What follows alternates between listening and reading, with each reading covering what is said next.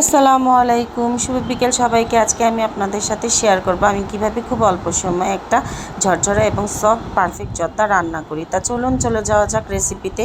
প্রথমে আমি 70% চালটা, চিনি গুঁড়া চালটাকে সিদ্ধ করে নিয়েছি একটু তেল এবং লবণ দিয়ে। তারপরে শিরার জন্য যা করেছি, যেই কাপে আমি চালটা মেপেছিলাম সেই কাপের 1 কাপ পানি এবং হাফ কাপ পানি দিয়ে নিয়েছি।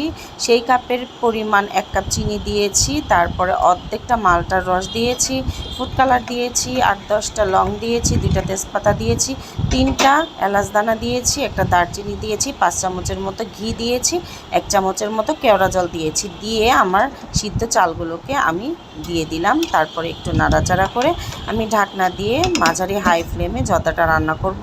একেবারে হাই ফ্লেমে রান্না করা যাবে না, তাহলে জর্দাটা নিচে লেগে যাবে। যখন পানিটা টেনে আসবে তখন আমি জর্দাটার চাল যখন মোটামুটি সিদ্ধ হয়ে যাবে, আবার ঢাকনা দিয়ে ঢেকে আমি জর্দাটাকে কিছুক্ষণ দমে রান্না করব।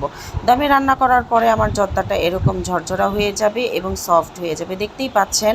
তারপরে আমি এটার উপরে কিছুটা কিশমিশ ছিটিয়ে দিলাম। তারপরে পাশে আমি জর্দার জন্য মিষ্টি রেডি করে নিচ্ছি। এটা রেসিপি আমি আপনাদের সাথে পরে শেয়ার করব। তারপরে আমি আমার জর্দাটাকে প্লেটে মাওয়া দিয়ে, মোরব্বা দিয়ে, পর্যাপ্ত পরিমাণ বাদাম দিয়ে, মিষ্টি দিয়ে সাজিয়ে নিলাম। কেমন হলো আমার জর্দার রেসিপিটা সবাই কিন্তু কমেন্ট করে জানাবেন।